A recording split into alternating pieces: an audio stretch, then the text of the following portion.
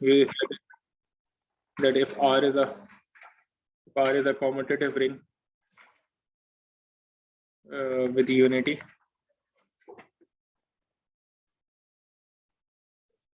and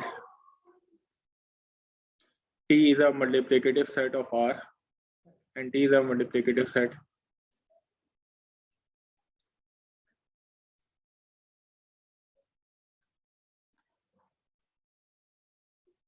then we can define RT, which could be seen in this way, that actually it is a set of all fractions such that A could be any element of R and B is an element of T. And this is called this is a fraction ring. This is a fraction ring of R with respect to T. And we have seen many examples of fraction ring for different multiplicative sets. Now, today we will see the relation between ideals of R, relation between ideals of R and RT कि इन दोनों के दरमियान relation क्या हो. So guys, try to recall that when there is a one-to-one correspondence between two sets, दो sets के दरमियान में one-to-one correspondence कब होती है? Mathematically, if we have just two sets, when there is a one-to-one correspondence, if there exists a bijection, कि अगर ये bijection proof करें या ये कर ले कि F मैप है जो यहाँ से लेके यहाँ तक है और G एक मैप है जो ये क्या बाइजेक्टिव हो या इन्वर्टेबल हो या इनका इन्वर्स एग्जिस्ट करो फ्रॉम A to C, तो इन दोनों का कॉम्पोजिशन अगर आइडेंटिटी के बराबर हो तो ये बाइजेक्शन कहलाती है. इसका मतलब इनके दरमियान बाइजेक्शन मौजूद है, देयर एग्जिस्ट अ बाइजेक्शन. सो अब यहाँ पे भी हम आइडियल्स का रिलेशन, ये थोड़ा सा ऐसे डिफरेंट हो गया बट यू विल सी के हम इस कॉन्सेप्ट को यूज करेंगे. सो एक्चुअली प्रॉब्लम क्या है कि हम R के आइडियल्स और RT के आइडियल्स को देखने की कोशिश करेंगे और उनके जो कलेक्शन ऑफ आइडियल्स है उनके दरमियान कोई बाइजेक्शन क्रिएट करने की कोशिश करेंगे. That is actually so what is the task that if we want to see the relation between ideals of R and RT, so actually we need to develop a correspondence. We need to develop a correspondence which we will see कि वो one-to-one correspondence है कि नहीं. But initially we need to develop a correspondence between collection of ideals of R and ideals of RT. So इनके जो ideals की जो collection है उनमें one-to-one correspondence develop करना होगा. So let's say here I have collection on one side I have a collection of ideals of R, and on the other side I have a collection of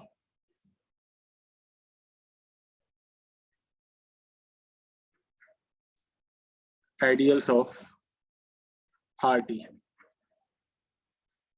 And what is the task that we need to develop a correspondence here from here and from here to here. So guys, first try to see that whenever we have an ideal in R, for this ideal I am defining this set.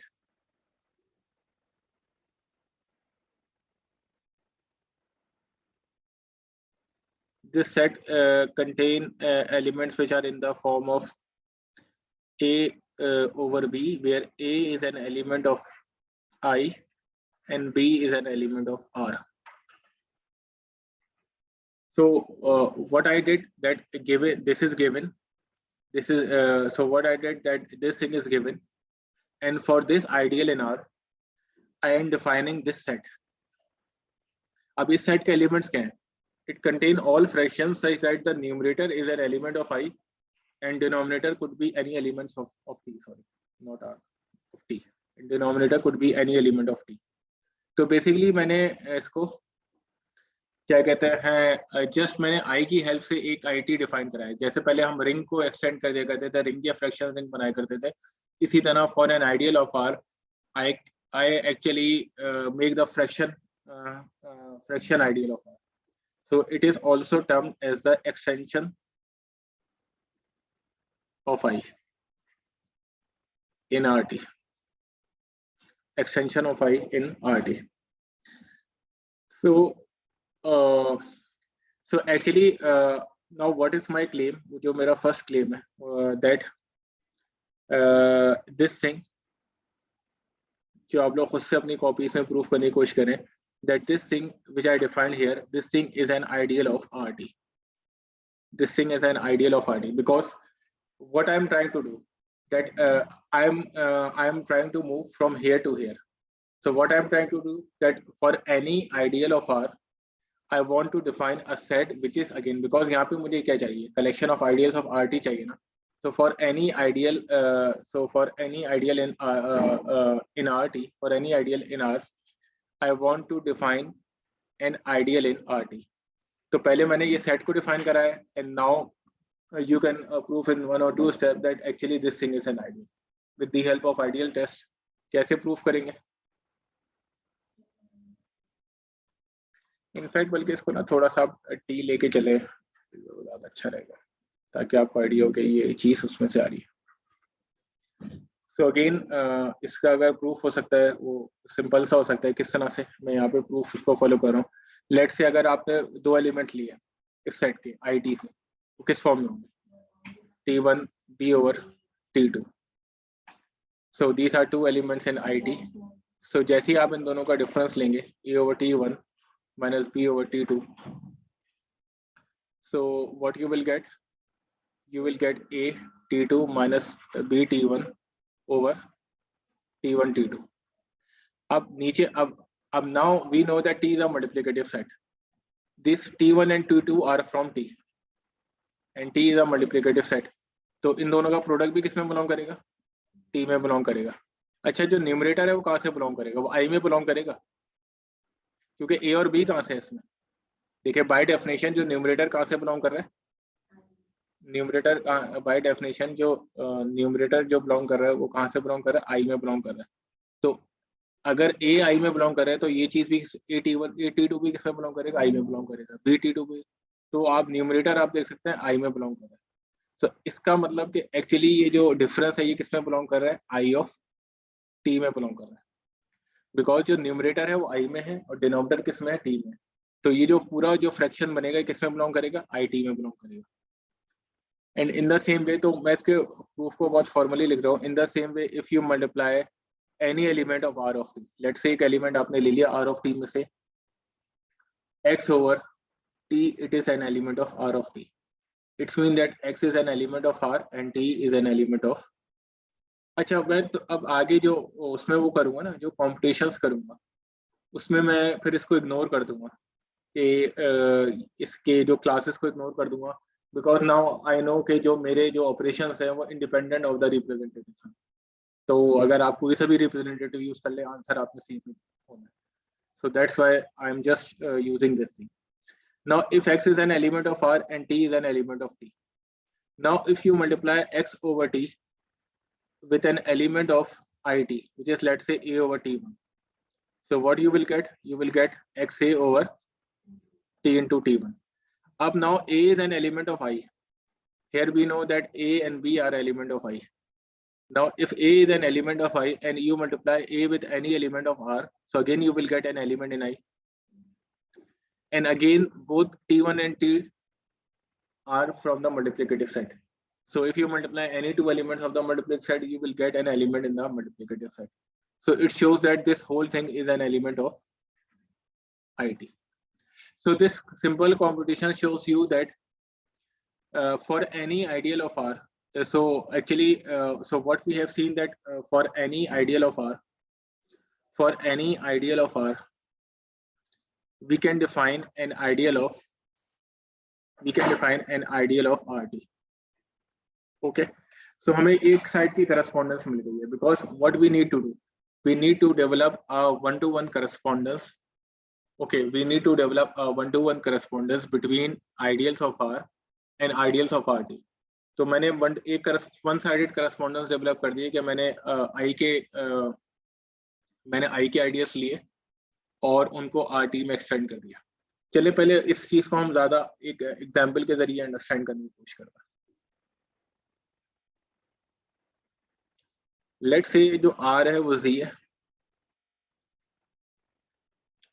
And from a prime ideal generated by 2, जो multiplicative set है वो मेरे पास क्या होता है, just आपको पता है कि it is G minus this I. तो यहाँ पे जो फ्रैक्शन रिंग बनता है, यूजुअली मैं इसके लिए ये नोटेशन यूज करता था, and it contain all fractions such that A could be any element of Z, यहीं पे लिख दो, A could be any element of Z, and T is an element of T, that is 2 जो है वो T को divide 2 जो है वो स्मॉल t को डिवाइड नहीं करेगा, क्योंकि मल्टीप्लिकेटिव सेट में क्या है, कोई भी 2 का मल्टीपल नहीं है, एंड वी नो। अब नाउ मैं एक कोई आइडियल ले लेता हूँ Z का। अच्छा, Z का मैं कोई आइडियल ले लेता हूँ, let's say 3 is an ideal of Z, 3 is an ideal of Z। अब जैसे ही मैं इसको एक्सटेंड करूंगा तो मैं इसकी एक्सटेंशन ये लूंगा कि ideal generated by 3 in with respect to this multiplicative set. आप कुछ ये बात बता सकते हैं कि कैसा आइडियल होगा? बाय डेफिनेशन ये कैसा आइडियल होगा? अच्छा, इसमें किस टाइप के एलिमेंट्स होते हैं? All multiples of 3। So actually this contain all multiples of 3। तो यहाँ पे किस टाइप के एलिमेंट्स होंगे? It contain numerator could be any multiple of 3, and denominator is an element of is an element of such that denominator is not divisible by 2, क्योंकि denominator में तो सारे t के एलिमेंट्स आ जाएंगे ना, मल्टीप्लिकेटिव सेट के elements आ जाएंगे, तो you can say that denominator is not an element of t। अब ये बताएं कि ये वाला जो आइडियल है, ये इस वाले एलिमेंट में कई एलिमेंट्स बिलोंग कर रहे हैं। लेट्स से इसमें just try to see that क्योंकि that अब आपने ये वाला जो एलिमेंट है ये इसमें बिलोंग कर रहा होगा, जैसे 3x/t है। चले मैं कुछ एग्जांपल के जरिए आपको बता देता हूँ। लेट्स से इसमें क्या बिलोंग कर सकता है, 3/5 बिलोंग कर सकता है, क्योंकि ऊपर जो न्यूमरेटर है वो मल्टीपल ऑफ 3 है और डिनोमिनेटर 2 से डिवाइड नहीं कर रहा, तो इसमें 3/5 बिलोंग कर सकता है। अब ये बताएं कि इसके अंदर 5/3 बिलोंग कर सकता है? Problem no. ओके, इसको चलें, ठीक है। लेट्स से इसमें ओके, बल्कि ज्यादा अच्छा, अब आप ये बताएं इसमें 3/3 बिलोंग कर सकता है? बाय डेफिनेशन 3/3 बिलोंग कर सकता है, और 3/3 किसके बराबर है? 1/1 के बराबर। और 1/1 क्या है? Multiplicative identity. It is the और इट इज अ यूनिटी कह देता हूँ ना, मल्टीप्लिकेटिव आइडेंटिटी यूनिटी। तो अगर कोई आइडियल, इसका मतलब ये वाला जो एक्सटेंडेड आइडियल है यूनिटी को कंटेन कर रहा है, तो अगर कोई आइडियल यूनिटी को कंटेन करता है तो वो आइडियल कैसा हो जाता है? पूरा का पूरा इम्प्रॉपर आइडियल हो जाता है ना, पूरा का पूरा। तो इसका मतलब ये आइडियल पूरा का पूरा क्या हो जाएगा? Z2 के बराबर हो जाएगा। इट्स मीन ये जो मैंने करस्पॉन्डेंस डेवलप करी, that I took an ideal from R and I extended to an ideal of RT। तो इस करस्पॉन्डेंस में एक प्रॉब्लम आ रहा है। क्या प्रॉब्लम आ रहा है? We know that this is a correspondence, ठीक है, that we know that this is a proper ideal, we know that this is a proper ideal, this is a proper ideal of, this is a proper ideal of Z, and जैसे ही मैंने इसको extend किया so now, but this extension is an improper ideal of this extension is an improper ideal of Z2. अच्छा, अब आप ये बताएं कि लेट्स से अब आप लोग खुद ही ये कंपटीशन करके बताएं कि अगर मैंने आइडियल जनरेटेड बाय 5 ले लिया Z में, अब आप बताएं इसकी एक्सटेंशन क्या होगी, इसकी एक्सटेंशन क्या होगी?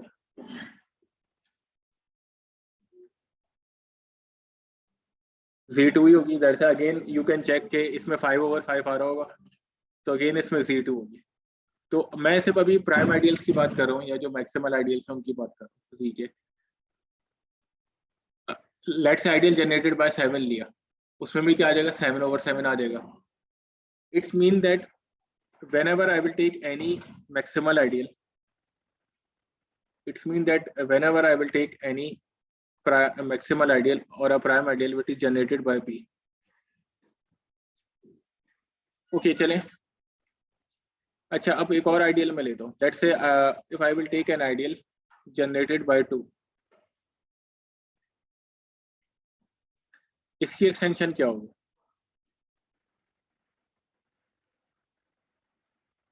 This extension contain all elements which are multiples of 2 and T, where 2 doesn't divide T. Now here you can see that जो unity है 1/1 is not here. So actually this is also a proper ideal. This is a proper ideal of Z. So class, how can we generalize this thing? Just try to generalize this thing. Whenever you will take a prime ideal or a maximal ideal which is generated by any prime which is not equal to 2, where P is not equal to 2, where P is not equal to 2, तो हमेशा इसकी extension क्या होगी? ये हमेशा उसकी जो कि it extension it is a, but if you take ideal generated by 2, so its extension is not a you will get a proper ideal. अच्छा, इसका मतलब अब हमें पता है कि जितने भी मैक्सिमल आइडियल्स होते हैं ये कि we know that this is a maximal ideal. अब देखें दो, and we know that these are all maximal ideals. So 2 के अलावा जितने भी मैक्सिमल आइडियल्स हैं वो कहाँ पे एक्सटेंड हो रहे हैं? तो हमें अब 2 ऑब्जर्वेशन है। सो there are 2 things which we need to observe. एक तो वो जो हमने करस्पॉन्डेंस बनाई थी, that correspondence is not 1-1. Why? Because 1-1 का देखें, अब देखें यहाँ पे अगर मैं Z के सारे आइडियल्स ले लूँ तो इसमें मैं से भी मैक्सिमल आइडियल्स की बात करूँ जिसमें 2 है, 3 है, 5 है। अब प्रॉब्लम क्या है कि जैसे ही मैंने इनको एक्सटेंड किया तो ये क्या हो गया, ये भी इम्प्रॉपर आइडियल में एक्सटेंड हो गया, ये भी इम्प्रॉपर आइडियल में एक्सटेंड हो गया। So only this ideal extended into a proper ideal. तो इट्स मीन दैट 1-1 करस्पॉन्डेंस का तो मतलब ये होता है ना कि हर एक का जो करस्पॉन्डेंस है वो डिफरेंट है, but here 1-1 correspondence is so this correspondence is not 1-1 because there are यहाँ पे बहुत सारे ऐसे जो आइडियल्स हैं वो इम्प्रॉपर हो रहे हैं, जैसे ही मैं उनको एक्सटेंड करूँ वो इम्प्रॉपर होते चले आ रहे हैं।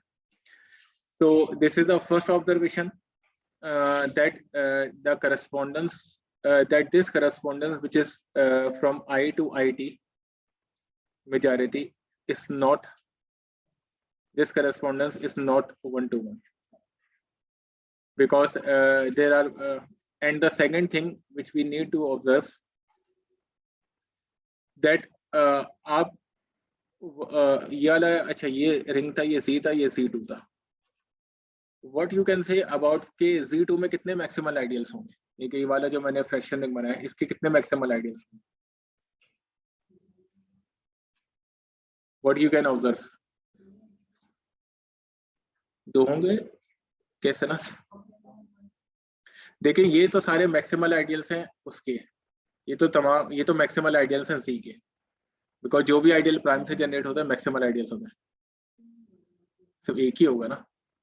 और इसके अलावा कौन सा होगा, क्योंकि इसके अलावा देखिए मैक्सिमल आइडियल का कॉन्सेप्ट प्रॉपर आइडियल के साथ अटैच है, तो जितने भी जी के जो दूसरे आइडियल से वो क्या जा रहे हैं वो सारे प्रॉपर हो रहे हैं एक्सेप्ट टू। तो कितने, अब आपको एटलीस्ट आप, मैं ऑब्जर्वेशन कर रहा हूँ, मैंने प्रूफ करके नहीं दिखाया, व्हाट यू आर ऑब्जर्विंग कि ये जो रिंग मैंने बनाया है इसके कितने मैक्सिमल आइडियल्स होंगे, it has only a one maximal ideal, so this is my second observation. Any problem in this thing? Because देखें यहाँ पे जितने maximal ideals हैं आप they are actually extending except this ideals, except this ideal, this maximal ideal, all maximal ideals are extending into improper ideals except the ideal generated by 2. So that's why ये मेरी second observation है कि Z2 has a unique, ये कि उसका एक ही maximal ideal है, C2 has a unique maximal ideal. ठीक है, ये इस ऑब्जर्वेशन को मैं बाद में पिक करूंगा, बट एक्चुअली आपको नजर आ रहा है ये ऑब्जर्वेशन क्यों आई, because you have seen that Z में तो कई मैक्सिमल आइडियल्स थे, बट जैसे ही आपने उनको एक्सटेंड करने की कोशिश करी तो पता चला कि 2 के अलावा जितने मैक्सिमल आइडियल्स है वो इम्प्रॉपर हो रहे हैं ना. It's mean that you can imagine that may be that Z2 has a unique maximal ideal, उसका सिर्फ एक ही मैक्सिमल आइडियल होगा. बट स्टिल हम अपने क्वेश्चन के ऊपर अब वापस आते हैं. स्टिल जो हमारा क्वेश्चन था हम उसके ऊपर वापस आते हैं. जो हमारा क्वेश्चन ये था that we need to develop correspondence between collection of ideals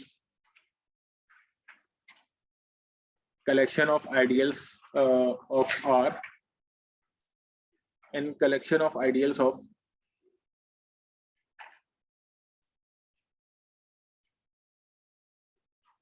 ROT. And actually we defined this correspondence.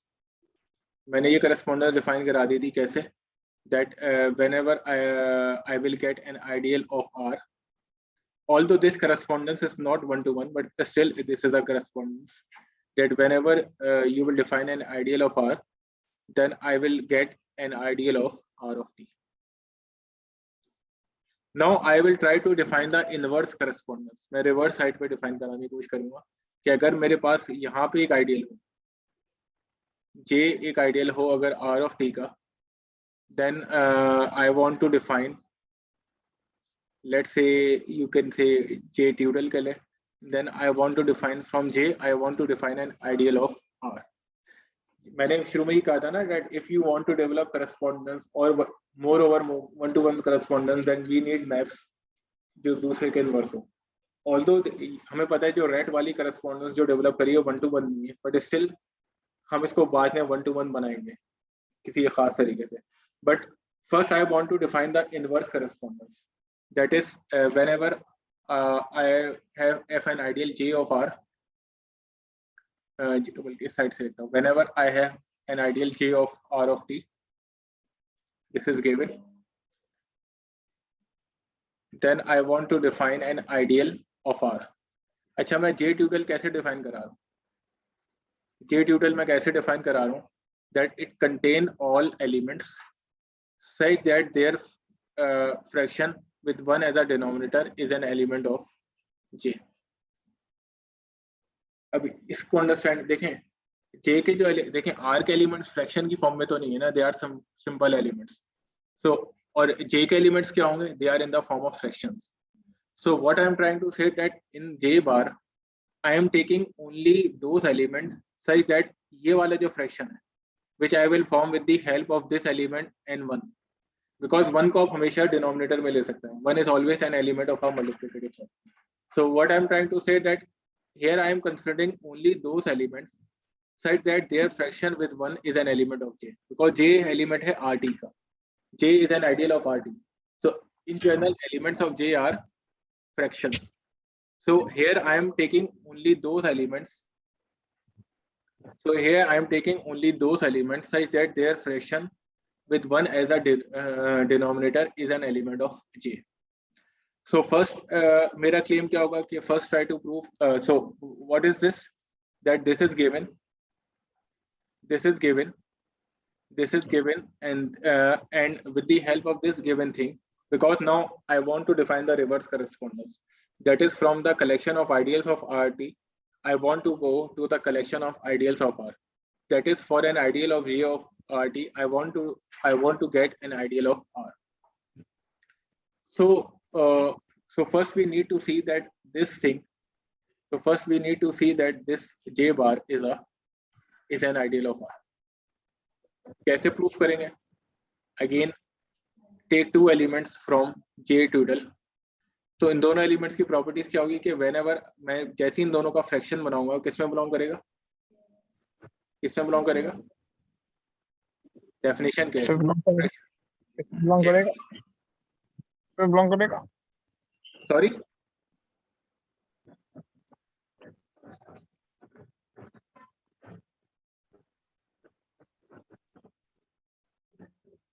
So it implies, हाँ ओके बिल्कुल। अब इन दोनों का डिफरेंस किसमें बिलोंग करेगा? जैसे ही मैं इन दोनों का डिफरेंस लूंगा, इन दोनों का जो डिफरेंस होगा वो a माइनस बी ओवर 1 होगा और किसमें बिलोंग करेगा? J में बिलोंग करेगा, क्योंकि J आइडियल है ना। तो अगर a माइनस J में बिलोंग करे तो a माइनस बी किसमें बिलोंग करेगा? नहीं पता। हाँ, या J बार में, J ट्यूटल में सब बिलोंग करेगा, क्योंकि J ट्यूटल के एलिमेंट की क्या प्रॉपर्टी है कि इसमें वो एलिमेंट्स बिलोंग करते हैं जिनका फ्रैक्शन 1 के साथ किसमें बिलोंग करता है? J में बिलोंग करता है। So if a minus b over 1 J में बिलोंग करेगा तो a इसमें बिलोंग करेगा। तो फर्स्ट प्रॉपर्टी हो गई। सेकंड प्रॉपर्टी के लिए just again let's say R is an element of R and A is an element of J tuple. Okay, so R over 1 किस में बिलोंग करेगा? हमें पता है कि R T में बिलोंग करेगा, क्योंकि अगर R एलिमेंट है R का तो R over 1 किस में बिलोंग करेगा? R T में बिलोंग करेगा, क्योंकि 1 को हमेशा आप डिनोमिनेटर सेलेक्ट कर सकते हैं। ओके, एंड J A अगर J ट्यूटल में है तो J A over 1 किस में बिलोंग करेगा? J में बिलोंग करेगा। ओके,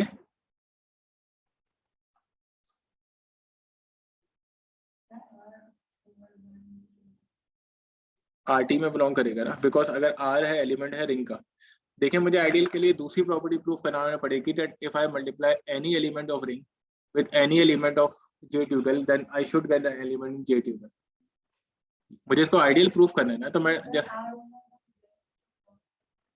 नहीं नहीं नहीं R देखिए R आर्बिट्री एलिमेंट है रिंग का। देखिए जब आप आइडियल के लिए दो प्रॉपर्टीज प्रूफ करते हैं ना, एक तो आप ये प्रॉपर्टी प्रूफ करते हैं कि वो it is close under difference. दूसरी प्रॉपर्टी क्या होती है? You will take an arbitrary element of ring an element of ideal and you need to show that their product is sitting in the ideal. तो यहाँ पे मुझे क्या show करना है? यहाँ पे मेरा क्या क्लेम होगा? यहाँ पे मुझे ये क्या शो करना है कि if I take an arbitrary element of ring and an arbitrary element of J tilde then R of a should be an element of J tilde. मुझे ये प्रूफ करना है ना।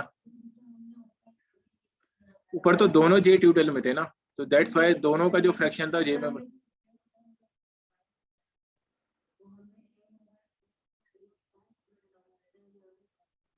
जिनका और न्यूमरेटर A ओवर 1 यानी कि A ओवर 1 J में बिलोंग करे।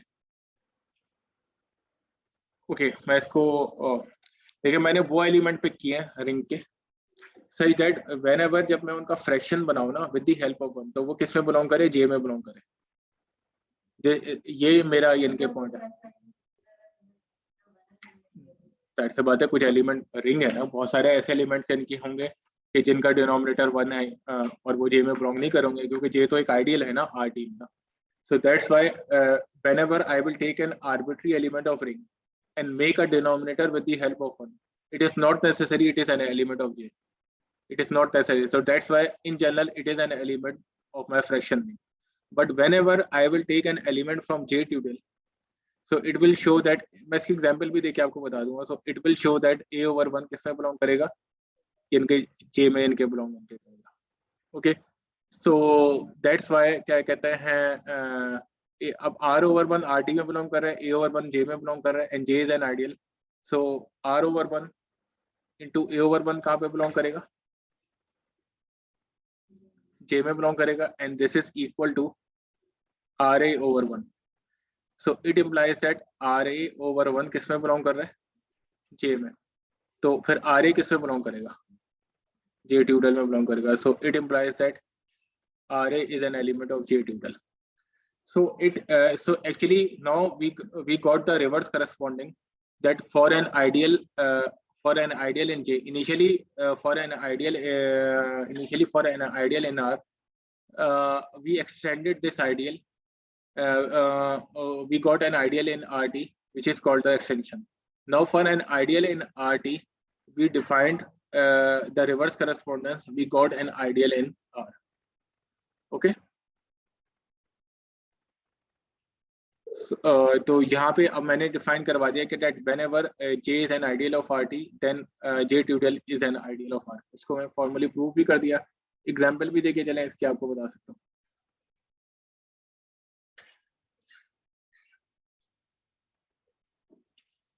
That for example, if you are working in C2,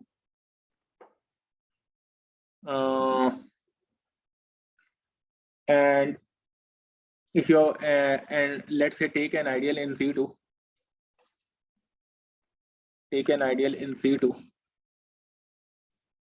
such that all numerators are multiples of 2 and denominator could be any element of t which is equal to z minus 2. So we know that this is an ideal in this C2. तो जैसे ही इसका corresponding J ट्यूडल compute करेंगे तो क्या आएगा?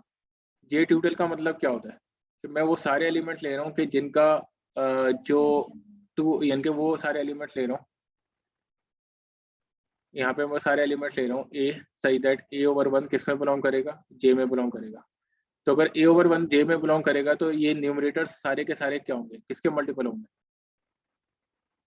देखिए इसमें यहाँ पे सारे न्यूमरेटर्स क्या हैं?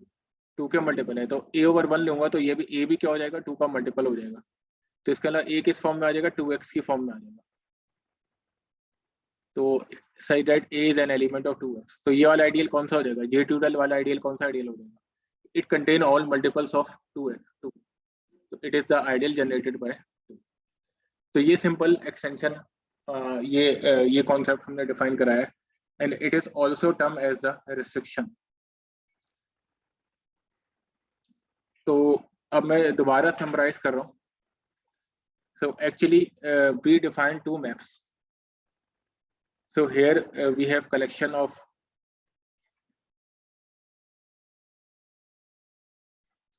ideals of R, and on the other hand we have collection of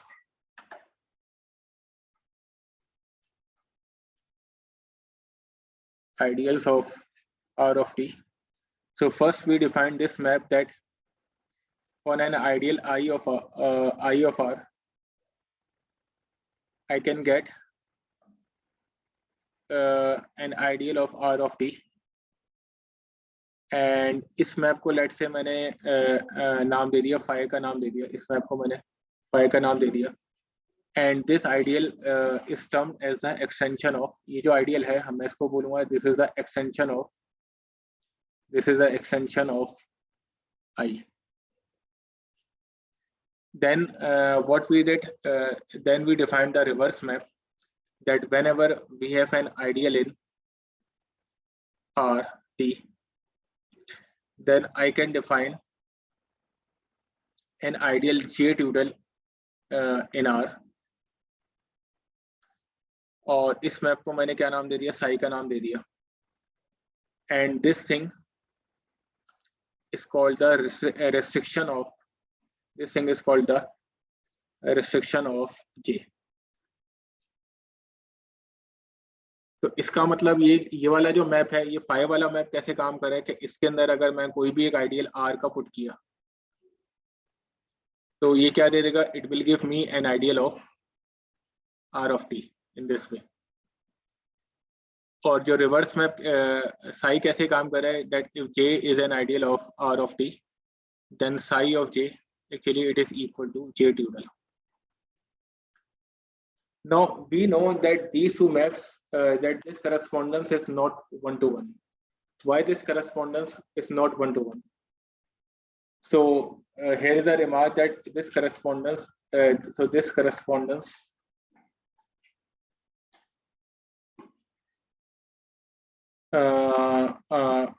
the correspondence okay, the correspondence induced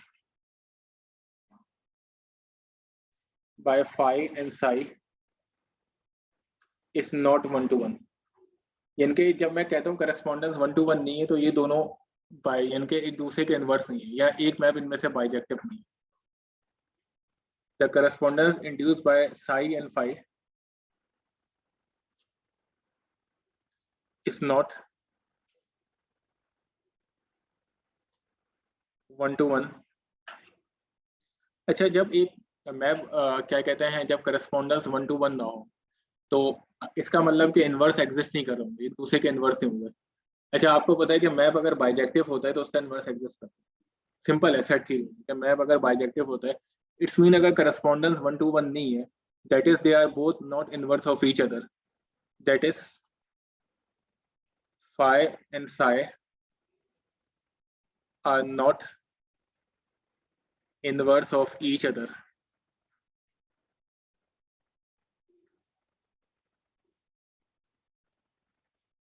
Are not inverse of each other. Okay.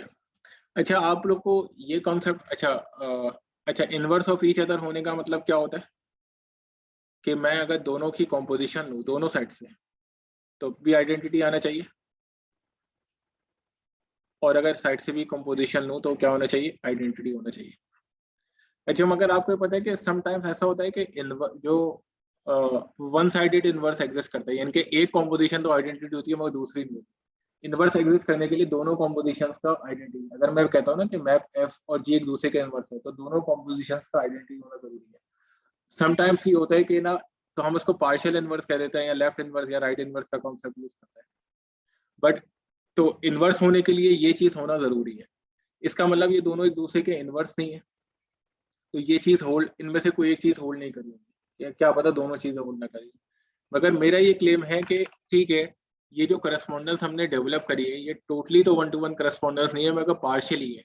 Partially का मतलब है कि एक साइड से कॉम्पोजिशन आइडेंटिटी आ रहा है, दूसरी साइड से नहीं आ रहा, बट एक साइड से कॉम्पोजिशन आइडेंटिटी आ रहा है. सो अब मैंने दोनों मैप्स डिफाइन करवाए हुए. सो एनी गेस के कौन सी एक चीज इसमें से होल्ड करेंगे, तो कौन सी चीज इसमें से होल्ड करेंगे.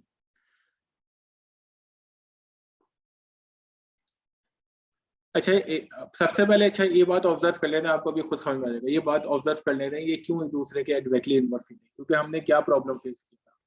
हमने ये प्रॉब्लम फेस किया था कि ऐसा हो सकता है कि मैं एक आइडियल इसके अंदर पुट करूं और वो पूरा का पूरा आर ऑफ टी आंसर दे दे, और एक आइडियल मैं यहाँ पे दूसरा एक आइडियल I1 पुट करूं या कोई आइडियल I2 पुट करूं. ये मैंने एग्जाम्पल में देखा था कि ऐसा पॉसिबल हो सकता है कि इम्प्रॉपर आइडियल की इट इज पॉसिबल दैट, तो ये प्रॉब्लम था, या प्रॉब्लम हम यहाँ पे फेस कर रहे हैं.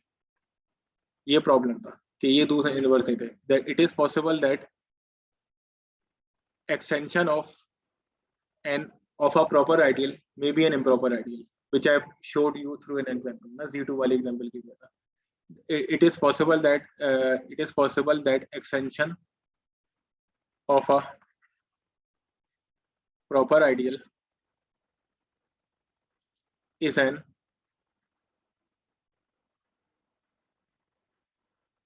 improper ideal. Okay, ये चीज हम ये प्रॉब्लम आ रहा था क्योंकि जब ये क्योंकि प्रॉब्लम ये आएगा कि जब इन दोनों को आप ना फॉर एग्जांपल आई के लिए आप काम करेंगे तो आपने पहले क्या लिया कि आई में मैप किया और साई मैप किया, तो प्रॉब्लम यानी कि क्या आ जाएगा कि अगर आपने आर टी के ऊपर आ रहा है तो जब आप साई ऑफ आर टी करेंगे तो दोबारा आप आर के ऊपर आ जाएंगे. तो ये प्रॉब्लम आ रहा है कि जहाँ से आपने स्टार्ट किया था आप वहीं पे नहीं पहुँच रहे. अच्छा, ये चेक कर सकते हैं कि आप इजीली चेक कर सकते हैं कि अगर आर टी की आप रिस्ट्रिक्शन लेंगे तो आपको आर ही मिलेगा, ये आप इजीली चेक कर सकते हैं. तो अगर फाई की एक्सटेंशन इम्प्रॉपर हो रही है, I1 की एक्सटेंशन इम्प्रॉपर हो रही है, तो एक्चुअली आपको ये वाली आइडेंटिटी ना आपको होल्ड करती हुई नजर नहीं आएगी. देखिए ये वाली आइडेंटिटी, ये वाली इक्वेशन होल्ड नहीं करी ना, क्योंकि देखिए ये आइडेंटिटी का मतलब क्या होता है कि जो चीज आप लेफ्ट साइड पे पुट करें वही चीज आपको क्या मिले, राइट साइड पे मिले. तो लेफ्ट साइड में आपने क्या पुट किया, I1 पुट किया, और राइट साइड पे आपको क्या अवेलेबल हो रहा है? चलिए एक और चीज देखें, जब आप ये प्रूफ करने की कोशिश करते हैं ना कि एफ कंपोजिशन जी आइडेंटिटी के बराबर है, तो आप कैसे प्रूफ करने की कोशिश करते हैं कि अगर मैं यहाँ पे एक्स पुट करूँ तो यहाँ पे भी क्या है, वापस क्या है, एक्स ही है ना, ये प्रूफ करने की कोशिश करते हैं। तो यहाँ पे आपने, मगर यहाँ पे तो प्रॉब्लम नहीं हो रहा ना इन दोनों के कॉम्पोजिशन में। जब मैंने I1 पुट किया तो आखिर में आंसर क्या आ रहा है, I1 आ रहा है। You are not getting I1 because why you are facing this problem, because अगर I1 एक आइडियल है, पहले अगर आप उसमें पहले आपने फाई अप्लाई किया तो आंसर क्या आ गया, RT आ गया, प्रॉपर हो गया। ऐसा पॉसिबल हो सकता है, मैंने एग्जाम्पल के लिए बताया। एंड जेन आपने इसमें साई अप्लाई किया, रिस्ट्रिक्शन ली, तो क्या आ गया, R के बराबर आ गया। तो आप वापस वहीं पे तो नहीं आए ना। तो इसका मतलब कि प्रॉब्लम क्या है यहाँ पर है कि ये वाली जो आइडेंटिटी है ये होल्ड नहीं कर रही, दिस आइडेंटिटी डजंट होल्ड। इसका मतलब तभी तो ये दोनों 1-to-1 करस्पॉन्डेंस नहीं है, क्योंकि अगर दोनों आइडेंटिटीज होल्ड कर जाती तो 1-to-1 करस्पॉन्डेंस हो जाती ना। तो यहाँ पे ये 1-to-1 करस्पॉन्डेंस होल्ड नहीं करी बिकॉज ये आइडेंटिटी होल्ड नहीं करी। Because when ever it is possible कि एक आइडियल की जो एक्सटेंशन हो वो इम्प्रॉपर हो जाए, जो मैंने यहाँ पे लिखा हुआ है, और जैसे ही इम्प्रॉपर होगी तो आप कॉम्पोजिशन अप्लाई करेंगे तो दोबारा आपको वो आइडियल सेम नहीं मिलेगा। So that's why this identity doesn't hold. But what is my claim कि ये वाली जो आइडेंटिटी है ना, यानी कि एक दूसरे के पार्शियली इनवर्स है, कि ये आइडेंटिटी होल्ड करेगी। इसको चेक कर लेते हैं। तो मेरा जो क्लेम है वो ये कि psi composition sorry phi composition phi hold करेगी, ये आइडेंटिटी के बराबर। तो अगेन अब देखें क्या काम कर रहा है साई जो मैप है। वो क्या काम करता है कि वेन एवर जे अब मुझे अगर इस आइडेंटिटी को होल्ड करना है तो साई किस में काम करता है कि साई की फंक्शन कैसे होता है कि वेन एवर अगर जे आइडियल है RT का, तो ये मुझे क्या प्रोवाइड करता है, एक जे ट्यूडल प्रोवाइड करता है which is an ideal in R। Sai इस तरह से काम करता है ना कि साई ऑफ जे किसके बराबर होता है, इसको मैप साई किस तरह से काम करता है कि if whenever we have J is an ideal in RT, तो जैसे ही मैं इसमें साई अप्लाई करूंगा तो I will get sigh of J which is equal to J Tudel, and we know that this is an ideal in R. Okay? तो अब मुझे composition को प्रूफ करना है, वो आइडेंटिटी के बराबर आती है। तो मैं J लेफ्ट हैंड साइड पे पुट करता हूँ। पहले मैं J आइडियल लेता हूँ और उसमें मैं क्या करता हूँ, साई अप्लाई करता हूँ। मैं जैसे ही इसमें साई अप्लाई करूँगा तो मुझे क्या मिलेगा, J ट्यूडल मिलेगा। J ट्यूडल में किस टाइप के एलिमेंट्स हैं, और ये किसके बराबर है, साई ऑफ J। इसमें इस टाइप के एलिमेंट्स हैं, it contain elements in the form of A in an element of R such that A/1 is an element of J। Next step में क्या करूंगा कि अब मैं इसमें क्या अप्लाई करूंगा, क्योंकि मुझे कॉम्पोजिशन आइडेंटिटी के बराबर प्रूफ करनी है ना। अब मैं इसमें क्या प्रूफ करूंगा, मैं इसमें क्या अप्लाई करूंगा, फाई अप्लाई करूंगा। तो इसका मतलब कि फाई अप्लाई करने के बाद मैं फाई किस में अप्लाई करूंगा, actually I will apply J ट्यूडल में। So it is equal to phi of J bar, and this thing and actually this thing is equal to phi of psi of J। अच्छा, by definition इसमें इसमें कैसे elements आ जाएंगे, it contain elements which are in the form of, अच्छा इसके elements को आप लोग देखने की कोशिश करें। तो थोड़ा सा मैं यहाँ पे लिखता हूँ,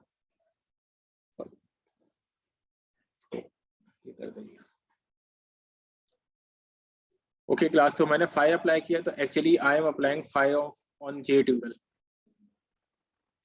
तो फाई में किस टाइप, जब मैं फाई से आइडियल जनरेट करता था तो actually it contain which are, इनके न्यूमरेटर्स किस में बिलोंग करेंगे, इनके न्यूमरेटर्स J ट्यूडल, इसमें इस टाइप के एलिमेंट्स होंगे ना, और न्यूमरेटर किस में बिलोंग करेंगे, J ट्यूडल में बिलोंग करेंगे।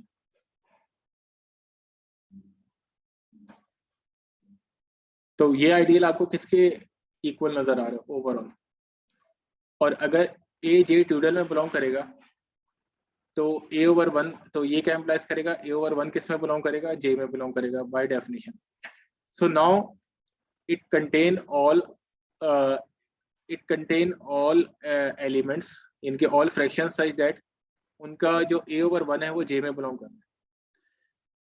देखिए सारे के सारे जो न्यूमरेटर्स हैं वो अगर j में बिलोंग कर रहे हैं, a ओवर 1 j में बिलोंग कर रहे हैं, तो इनसे जो आइडियल जनरेट करेंगे तो वो किस RT में जो आइडियल जनरेट करेंगे वो किसके इक्वल होगा, j के इक्वल होगा. इसको थोड़ा सा मुझे आपको, और मैं इसको एलिब्रेट कर देता हूँ. देखें आप इस सेंस में सोचें कि एक रिमार्क लिखें, इसको मैं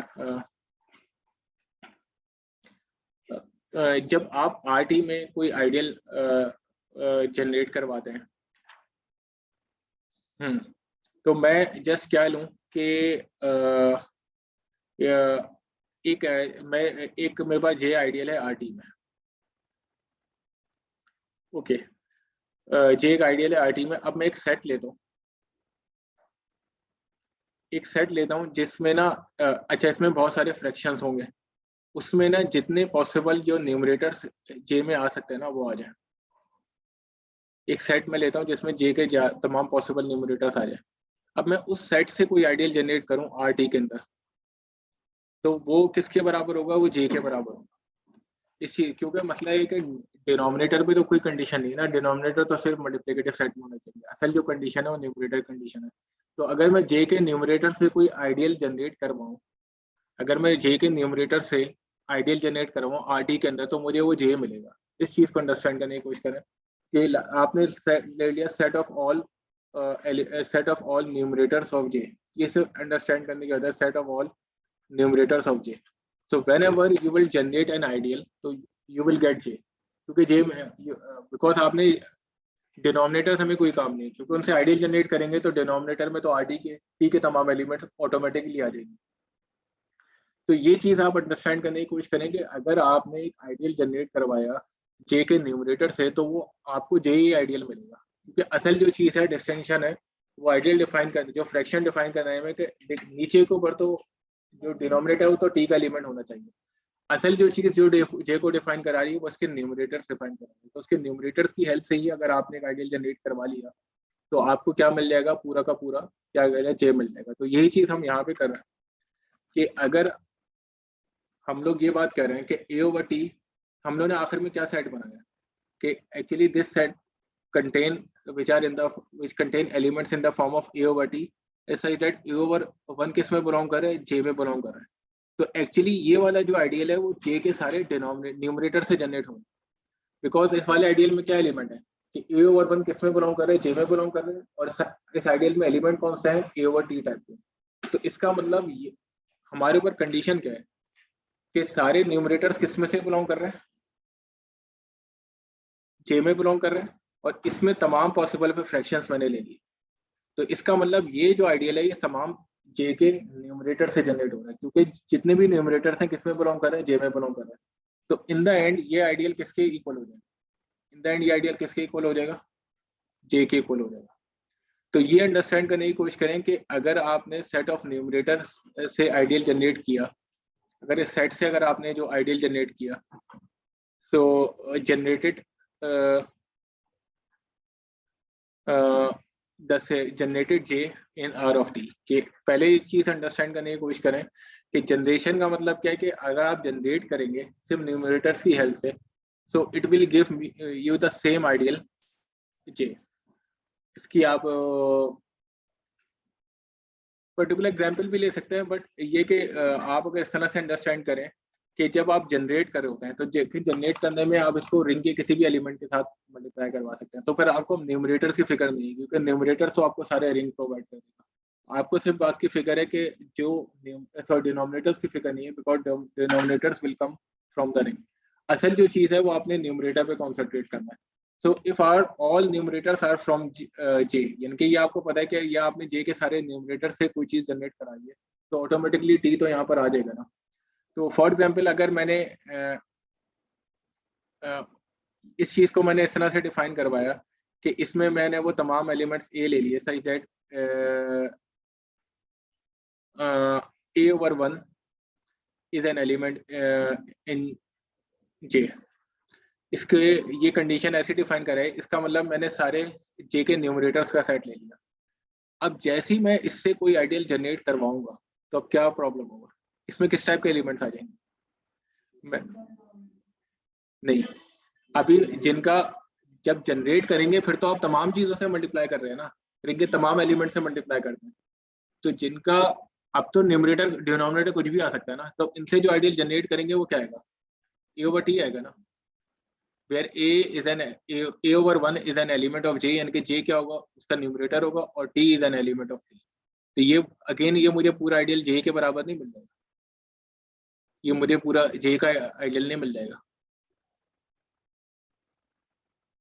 ओके,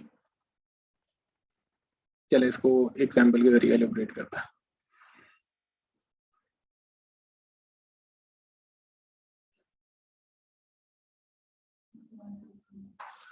मैं इसको एग्जाम्पल के जरिए, क्योंकि आप लोग को ये बात समझने में प्रॉब्लम हो रही है।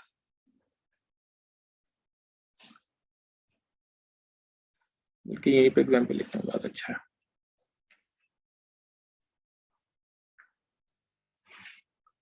अच्छा, फॉर एग्जाम्पल मैं इसमें काम कर रहा हूँ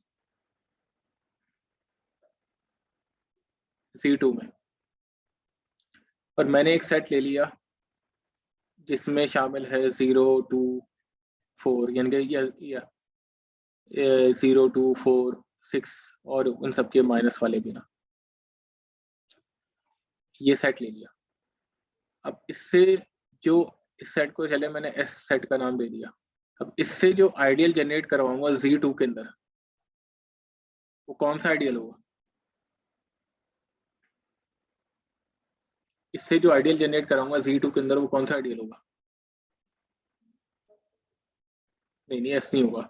S याद रखिएगा कि S मैंने सिर्फ एक सेट लिया हुआ है, मैंने S को कोई आइडियल तो नहीं लिया हुआ ना। क्या नहीं, तो इसमें किस टाइप के एलिमेंट्स आएंगे?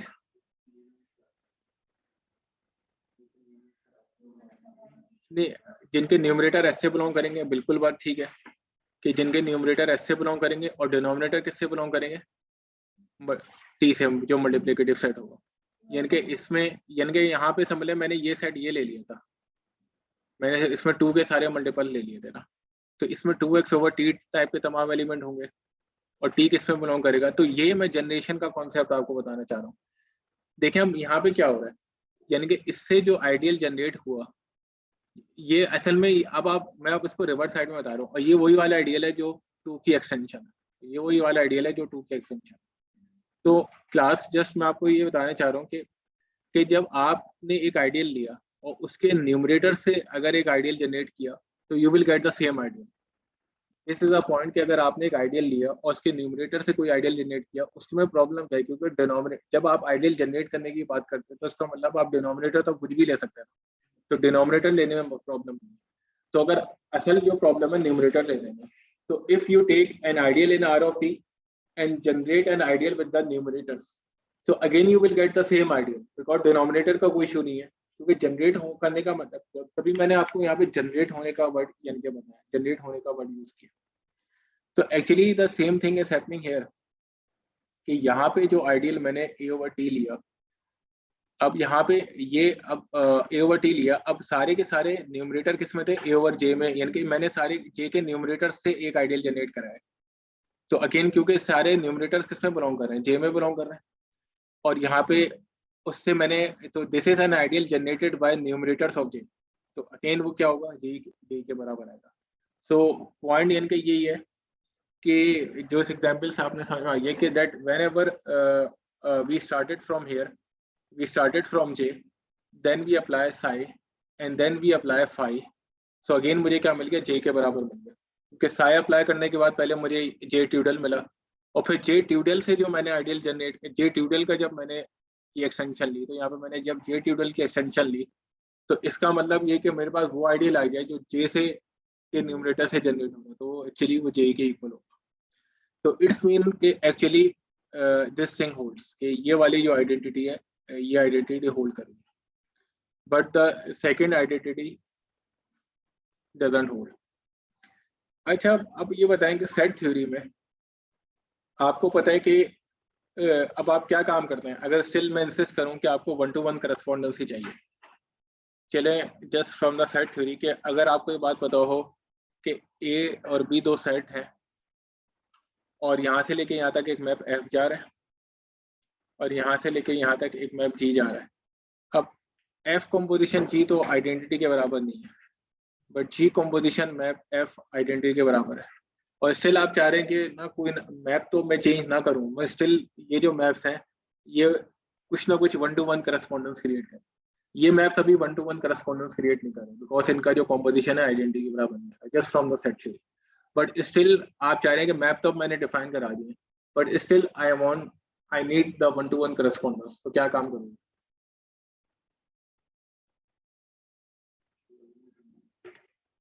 क्या करेंगे? यस, देखें 1-2 जैसे मैं आपको एग्जांपल देता हूँ कि एक मैप है, और भी एग्जांपल देता हूँ। जैसे एक है मैप है 1 2 3 ए बी, और मैप क्या हो रहा है कि ए को बी में ले आ रहा है, इसमें ले आ रहा है, और 3 को भी बी में लेके जा रहा है।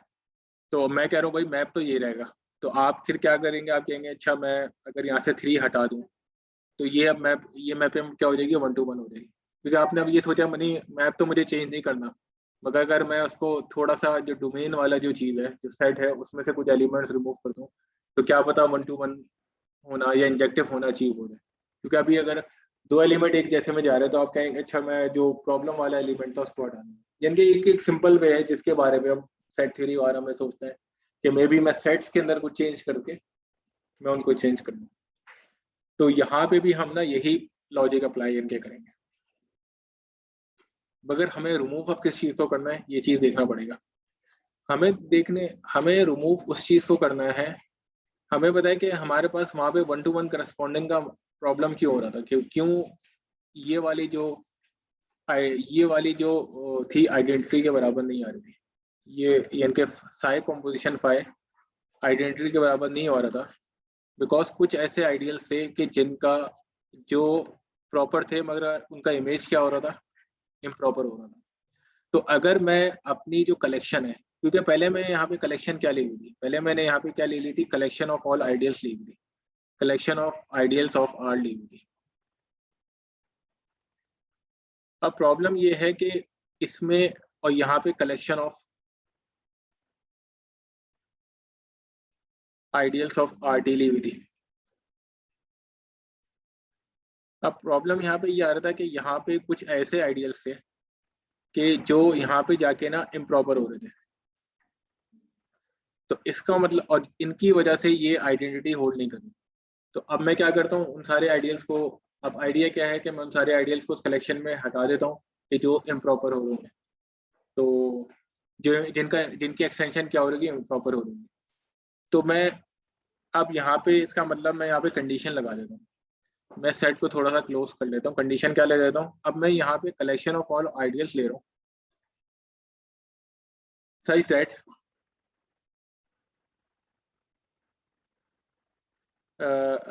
सच दैट उनकी extension such that their extension, या बल्कि मैं इसको इस तरह collection of all ideals I of R ले लेता हूँ। सच दैट कंडीशन क्या लगा दी है मैंने कि उनकी जो एक्सटेंशन है वो क्या होना चाहिए? इम्प्रॉपर नहीं होना चाहिए, प्रॉपर ही होना चाहिए। ओके,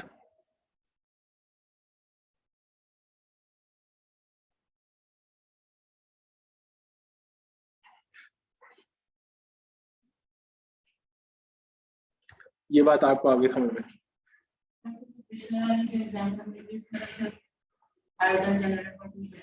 एक ही बचेगा, सही नाम अगर से वही बचेगा। अच्छा, अब आप ये मैंने रेस्ट्रिक्शन लगा दी, अब ये बात बताएं कि अब आपको ये जो करस्पॉन्डेंस, अब आपको ये वाली आइडेंटिटी होल्ड करती हुई नजर आएगी? ये अब आप लोग चेक करना, क्योंकि हमें ये तो चेक करना था कि ये आइडेंटिटी होल्ड करती है कि नहीं। तो अब आप लोग ये बताएं कि ये आइडेंटिटी होल्ड करेगी कि नहीं। तो अब आपने अच्छा वैसे ये बात बताएं कि बिफोर दिस थिंग आप कोई सफिशिएंट और नेसेसरी कंडीशन निकाल सकते हैं, क्योंकि अभी तो आप ना इमेज के जरिए निकाल रहे हैं, क्या आप ये बता रहे हैं कि उसका इमेज इम्प्रॉपर है, मगर बात मरतब आप ये कोशिश करते हैं कि नहीं हम सेट के अंदर ही कोई ऐसी चीज करें कि हम इस सेट को जब डिफाइन कराएं तो इमेज के ऊपर डिपेंडिंग सेटिस्फाई ना करें, कुछ और भी कंडीशन निकालें। तो कोई कंडीशन आप आई के ऊपर निकाल सकते हैं, इनके एक 1-to-1 कंडीशन है आई के ऊपर कि अगर आई वो कंडीशन सेटिस्फाई करे ना तो उसका इमेज हमेशा ना प्रॉपर ही रहेगा। चलें देखते हैं ये वो कंडीशन क्या है, पहले उस कंडीशन को देखते हैं और फिर हम लोग प्रूफ करने की कोशिश करेंगे। क्या बिल्कुल 1/1 1 तो होता ही नहीं आई में, मगर बात मतलब एक्सटेंड होकर आ जाता है ना, वो तो वही वाली बात है ना कि एक्सटेंड इम्प्रॉपर नहीं होनी चाहिए, प्रॉपर होनी चाहिए, ये तो आपने बात कह दिया। अच्छा अब एक्सटेंड या बताए कि एक्सटेंशन इम्प्रॉपर कब होती है, ये चले सोचने की कोशिश करें तो आपको आपका आंसर मिल जाएगा। आपको वो कंडीशन निकालनी है कि एक्सटेंशन प्रॉपर हो, तो आप ये सोच लें कि कब एक्सटेंशन इम्प्रॉपर होती है, में सेम चीज आ रहा है ताकि कैंसिल होके वो 1-1 के बराबर हो जाए, ये कंडीशन थी। अब ये बताएं कि न्यूमरेटर और डिनोमिनेटर में सेम चीज कब आ सकती है।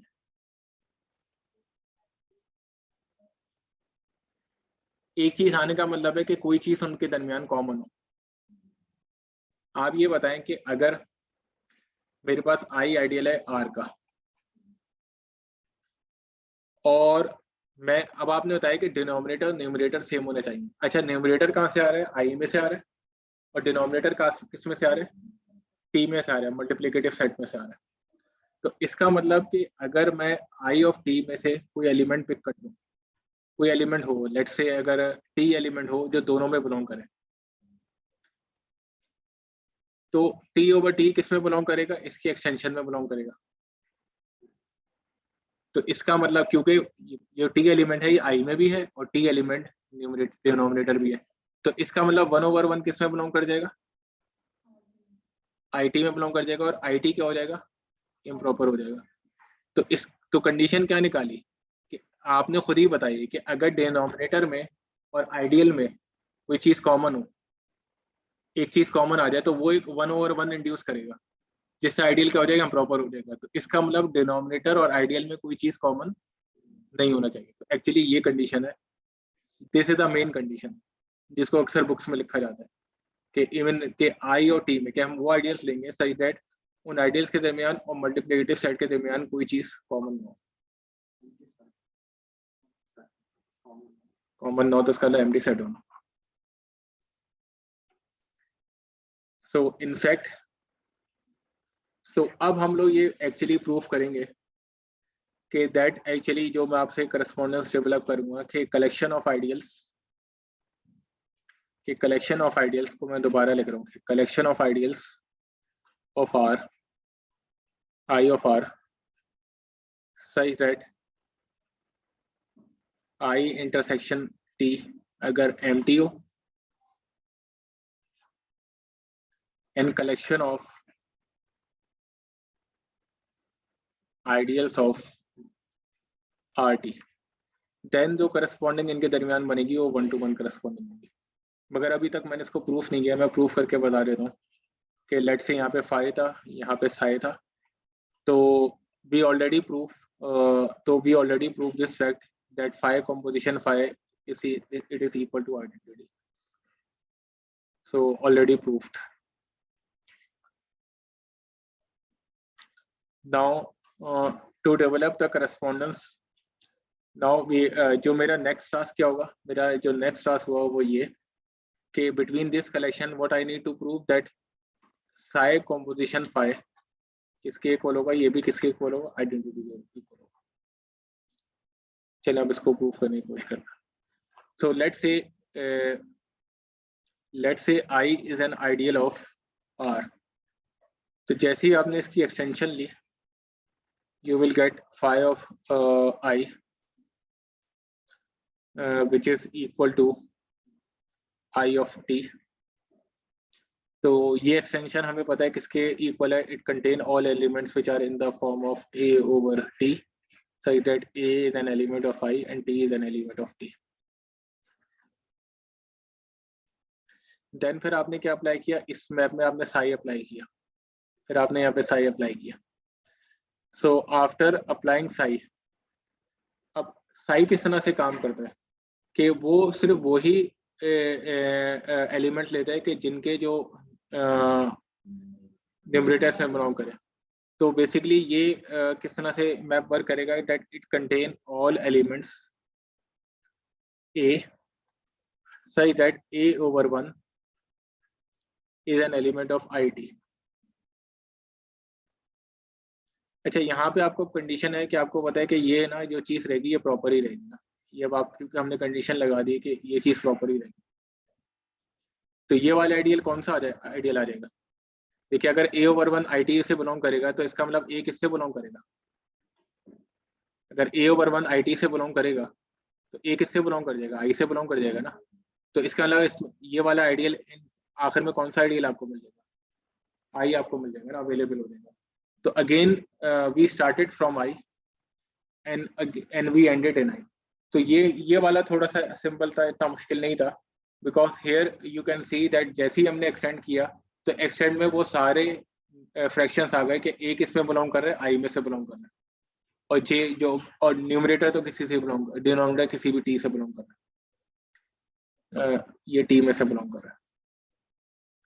बट जब मैंने इसकी रिस्ट्रिक्शन ली तो रिस्ट्रिक्शन क्या होती है कि मैं वो सारे एलिमेंट्स ले लेता हूँ सच दैट A/1 किससे बिलोंग करेगा, IT से बिलोंग करेगा, और ये क्या है, IT है। तो A/1 अगर IT से बिलोंग करेगा तो इसका मतलब A किससे बिलोंग करेगा, I से बिलोंग करेगा ना, क्योंकि ये तो IT की डेफिनेशन है ना। तो इसका मतलब कि यहाँ पे वो तमाम एलिमेंट्स अगेन आपको अवेलेबल हो जाएंगे जो I के अवेलेबल होंगे। So it implies that phi composition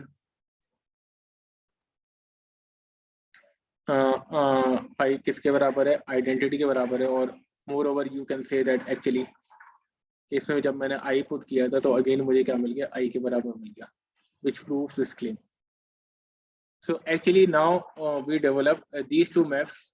So now this is a one-to-one correspondence. So we prove that this is a one-to-one correspondence.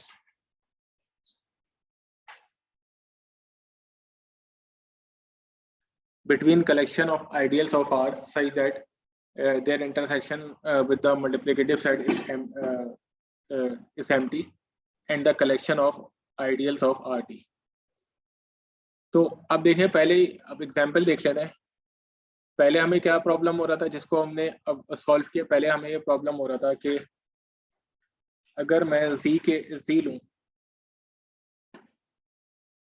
और इसकी अगर मैं डिफरेंट आइडियल्स लूं, 2 लूं, आइडियल जनरेटेड बाय 3 लूं, आइडियल जनरेटेड बाय 5 लूं, और यहाँ पे जब मैं Z2 के आइडियल्स लूं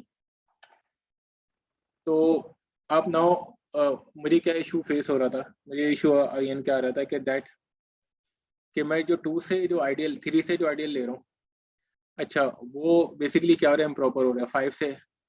ये क्यों इम्प्रॉपर हो रहा है, बिकॉज इन दोनों का, ये जो दोनों मल्टीप्लिकेटिव सेट थे, यहाँ पे जो मल्टीप्लिकेटिव सेट था इनका इंटरसेक्शन क्या था, एम्प्टी नहीं था।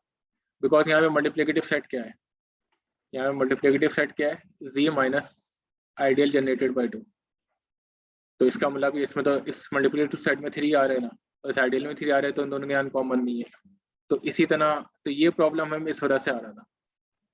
तो अब हमने क्या कर लिया कि इस प्रॉब्लम को सॉल्व करने के लिए अब हमने सिर्फ वही आइडियल लिए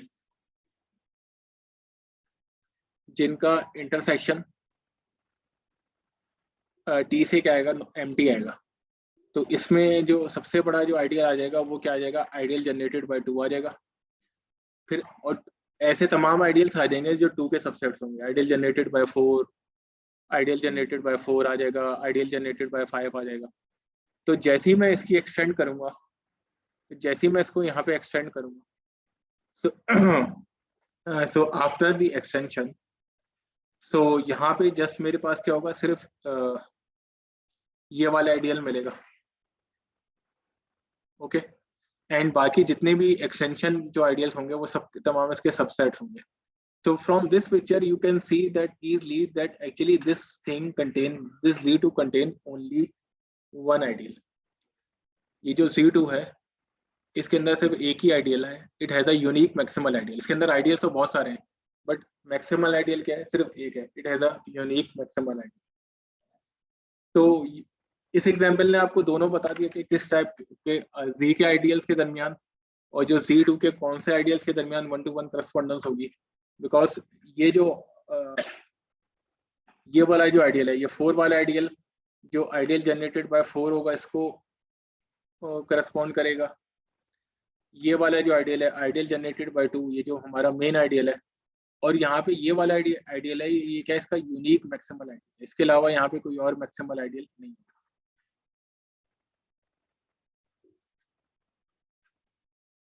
तो यहाँ से अब हम लोग एक नए रिंग्स की एक क्लास को पढ़ेंगे which are termed as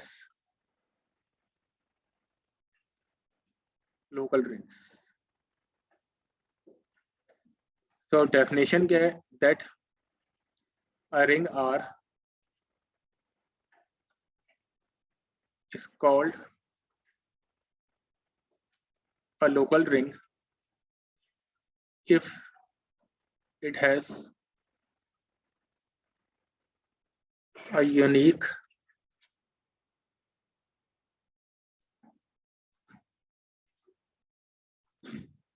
maximal ideal. If it has a unique maximal ideal. Example में सबसे एग्जाम्पल में आप देख सकते हैं कि हर फील्ड का अच्छा फील्ड में कितने प्रॉपर आइडियल्स होते हैं, कितनी मर्दा बताओ। प्रॉपर आइडियल एक ही होता है, तो इसका मतलब एक ही प्रॉपर आइडियल होता है और वही मैक्सिमल होता है। तो actually a field F is a local ring because का सिर्फ एक ही मैक्सिमल आइडियल होता है जो 0 आइडियल होता है, उसका प्रॉपर आइडियल ही होता है। Is a local ring since it has a unique maximal ideal.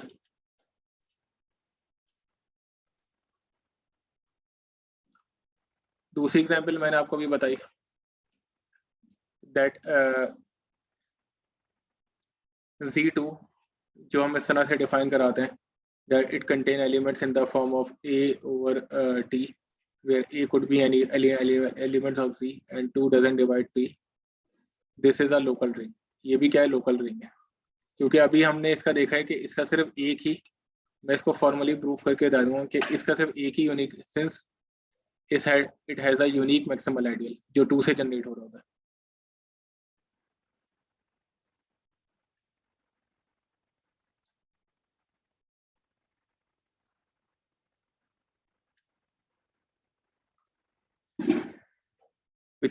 which is generated by 2. इस एग्जांपल को मैं काफी जनरलाइज भी कर सकते हैं। जो नेक्स्ट एग्जांपल है वो ये बताती है कि whenever you have a commutative ring R and a prime ideal, तो मैंने आपको एक फ्रैक्शन रिंग डिफाइन कराया था R of P, याद है कि for any competitive ring R and a prime ideal I can define a fraction ring. और फ्रैक्शन रिंग कैसे डिफाइन होता था कि पहले हम मल्टीप्लिकेटिव सेट डिफाइन करते थे R माइनस P के जरिए। तो फ्रैक्शन रिंग कैसे डिफाइन होता था, that it contain all elements which are in the form of A over T such that A is an element of R and T is an element of T, that is T is not an element of P, that is T is not an element of T. ये मैंने fraction ring define कराया था। Now this fraction ring is define with the help of P, because हम लोग को इसमें idea ये होता था कि पहले एक प्राइम आइडियल फिक्स करते थे, उस प्राइम आइडियल की हेल्प से हम मल्टीप्लिकेटिव सेट को डिफाइन कराते थे एंड देन उस मल्टीप्लिकेटिव सेट की हेल्प से फ्रैक्शन रिंग को डिफाइन कराते थे and since the fraction ring is totally depending on P, तो दैट्स व्हाई इस सेट को मैं RP का नाम देता। Now class what is my claim, मैं जनरली तभी कह रहा हूँ, ये बहुत जनरल एग्जांपल है, that what is my claim that this RP is a this RP is a local ring.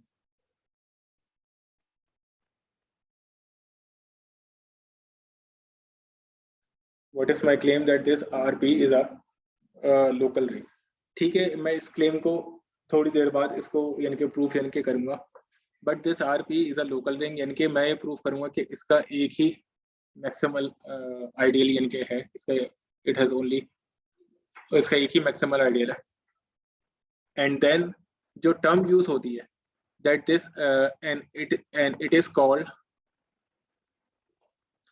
The, क्योंकि इनिशियली आर लोकल रिंग नहीं था, but RP is a local ring, so it is called, इसको books में ये भी है, it is the localization of R at P, that initially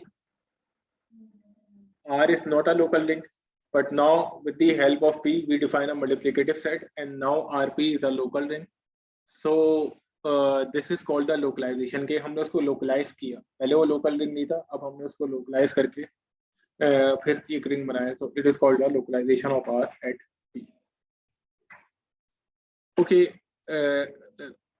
example के तौर पर ये so you can what we have seen that तो इसको इस तरह से टर्म कर सकते हैं कि इनिशियली जब z था, R z के बराबर था, एंड जो आइडियल था P, it is ideal generated by 2, then we can define Z2 which contain elements which are in the form of x a over t, such that a is an element of Z and 2 doesn't divide t. So we know that this is a local ring, so this is called the localization. This is called the localization of Z, because we know that this is a local ring. This is a, ये मैंने आपको ऊपर demonstrate करके दिखाया हुआ है formally, और ये उसी की एग्जांपल ही है जो हम लोगों ने इस चीज का, so this is a local ring and this is called the localization of Z at this prime ideal which is generated by 2. So for every prime ideal we can define a localization of R. For every prime ideal of R we can define its localization, because what I prove, for every prime ideal you can define this multiplicative set, and the fraction ring which we construct this multiplicative set, I will prove that it is always a local ring. So class, what is the point that if you have a ring R and whenever you have a prime ideal you can define RP which is a local ring, and we will say that it is a localization of R at P. But why this thing is a local ring? Okay, so for this purpose we have a theorem which is an equivalent condition for a local ring. इसको वैसे ही proof कर सकते थे जैसे extension वाले तरीके से जो हमने पढ़ा है कि P के अलावा किसी की भी एक्सटेंशन लेते तो उसके बराबर होता है, बट ये थ्योरम भी इंपॉर्टेंट है, जैसे आपको काफी चीजों को पता चलता है। तो वो कहता है that R is a local ring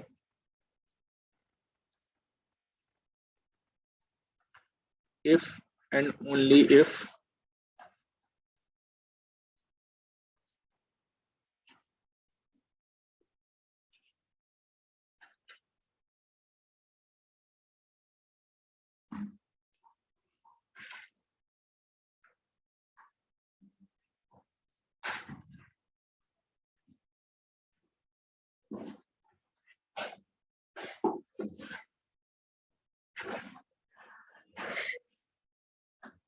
so what you are saying that R is a local ring if and only if set of all non-units of R is an ideal of R.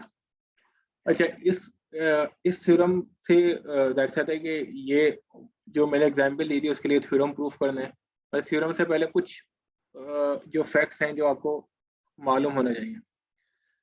अच्छा, आपको ये बात पता है कि अगर जो भी इम्प्रॉपर आइडियल होता है वो किसी यूनिट को कंटेन नहीं कर सकता, सॉरी जो प्रॉपर आइडियल होता है वो किसी यूनिट को कंटेन नहीं कर सकता, बिकॉज अगर प्रॉपर आइडियल यूनिट, अगर कोई आइडियल यूनिट को कंटेन करेगा तो इम्प्रॉपर हो जाएगा। तो अगर मैं एक रिंग लूँ, उसके सारे क्या कहते हैं इम्प्रॉपर, उसके सारे इम्प्रॉपर प्रॉपर आइडियल्स का यूनियन ले लूँ तो मुझे क्या मिलेगा? एक रिंग है। So let's say I have a ring. चलो इसको पहले फैक्ट करेंगे तो मैं इसको थ्योरम को नेक्स्ट क्लास में प्रूफ करके वो एग्जांपल करा दूंगा। तो इसके सारे प्रॉपर आइडियल्स का जब मैं यूनियन ले लूंगा, सारे प्रॉपर आइडियल्स का यूनियन ले लूँ, तो मुझे क्या मिलेगा? No I will not meet set of non units. इसको आप अंडरस्टैंड पहले करने की कोशिश करते हैं। तो this is a fact one आप कह लें, क्योंकि मसला है कि सारे प्रॉपर आइडियल्स हैं तो किसी में कोई यूनिट नहीं है, तो जितने भी नॉन यूनिट्स यानी कि हो रहे होंगे वो किसी ना किसी यानी कि समझ ले के वो तमाम यूनियन ऑफ प्रॉपर आइडियल्स यानी कि होंगे। ओके सो तो एक्चुअली फैक्ट क्या है कि अगर मैं यूनियन ऑफ ऑल आइडियल्स ले लूँ, ऑल आइडियल्स ऑफ आर ले लूँ, तो मुझे क्या मिल जाएगा? ये सारा नॉन यूनिट्स ऑफ आर मिल जाएंगे। उसकी वजह ये है कि कोई भी इस आइडिया, एक तो सबसे पहली बात ये कहें कि ठीक है अब इसका प्रूफ किस तरह से होगा, आई विल शो यू कि इसका प्रूफ किस तरह से होगा। बट ये कि एटलीस्ट व्हाट यू कैन सी कि क्योंकि किसी भी आइडियल में यूनिट्स नहीं आ सकता, तो इसका मतलब ये कि जो भी कवर करेंगे, जो चीज़ के लोग कवर करेंगे वो सारे नॉन यूनिट्स का हो सकता है। Okay and so we also need to proof, क्योंकि मुझे ना कोई थ्योरी इनके बढ़ाना होगी। और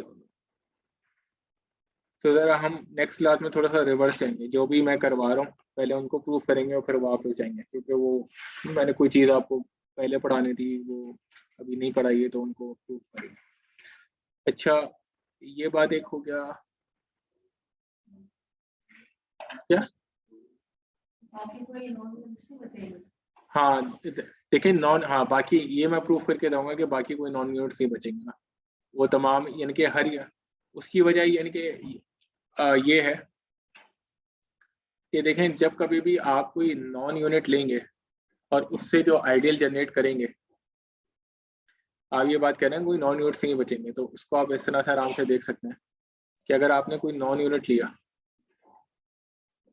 और उससे कोई आइडियल जनरेट करवाया, तो वो भी हमेशा क्या रहेगा? इम्प्रॉपर प्रॉपर ही रहेगा ना, और वो फिर इस यूनियन में शामिल हो जाएगा। तो इसका मतलब ये कि जो उससे जो आई जनरेट होगा आइडियल, वो हमेशा प्रॉपर ही रहेगा। वो हमेशा प्रॉपर आइडियल ही रहेगा आर का। तो इसका मतलब ये कि जो वो इस यूनियन में शामिल हो जाएगा और ए भी फिर इस यूनियन में शामिल यानी कि हो जाएगा। तो in this sense you they सकते हैं। बट ये कि ये जो रिजल्ट है ये इससे भी ज़्यादा स्ट्रॉन्ग है, यानी कि ये इतना स्ट्रॉन्ग रिजल्ट नहीं है, इससे भी ज़्यादा स्ट्रॉन्ग रिजल्ट ये है जो मुझे आप लोग को प्रूव करके दिखाना है कि अगर आप सारे मैक्सिमल आइडियल्स का यूनियन लेंगे तो it will also cover the set of all non units of R. So ये चीज़ फिर मैं आपको नेक्स्ट क्लास में प्रूव करके इनके दिखाऊंगा कि पहले सो नेक्स्ट क्लास का जस्ट मैं आपको टास्क ये बता दूं कि जो मैं आपको प्रूव करके दूंगा कि यूनियन ऑफ मैक्सिमल आइडियल्स, पहला मेरा टास्क ये होगा कि union of maximal ideals of are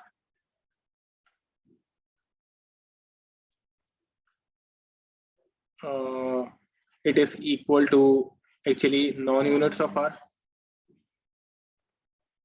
and then I will prove that जो मैंने थ्योरम किया था कि लोकल रिंग के केस में, in the case of local ring, जो नॉन यूनिट्स हो खुद भी एक आइडियल फॉर्म कर रहे होते हैं, and then I will prove that RP is a local ring। मगर मुझे यहाँ तक भी पहुँचने के लिए ना आपको कुछ फैक्ट्स और जोन्स लेमा वगैरह करवाना पड़ेगा यहाँ तक भी पहुँचने के लिए। तो ठीक है, हम इसको फिर अब नेक्स्ट क्लास में इस पूरे टास्क को कवर करते हैं। पहले कुछ जोन्स लेमा पढ़ेंगे और उसके बाद फिर हम इस फैक्ट को प्रूव करेंगे और फिर इस फैक्ट की मदद से सारी चीज़ों को प्रूव करेंगे। तो यहाँ तक ना फिर हमारा नहीं थोड़ा सा और पार्ट रह जाएगा रिंग थ्योरी के बाद भी। कुछ टॉपिक्स आप देख लें, टॉपिक्स एंड कॉम्पिटिटिव रिंग से पढ़ा रहा हूँ, मगर अब एक तीसरी बुक भी अब इन्वॉल्व हो जाएगी थोड़ी सी। इसमें से ही दूंगा कि इसमें से आपको इनके दे दूँ, उसमें लिखी होगी कृष्णन की बुक है कॉम्पिटिटिव रिंग, कॉम्पिटिटिव अलजेब्रा की बुक है। ये सारी आपने कोर्स आउटलाइन देखे, आपको आराम से पता चल जाएगा मैं किधर हूँ, मैं क्या पढ़ा रहा हूँ। तो ठीक है, मैं आपको करा, उसमें आपको सारी बुक्स वगैरह सब मैंने अपलोड करी।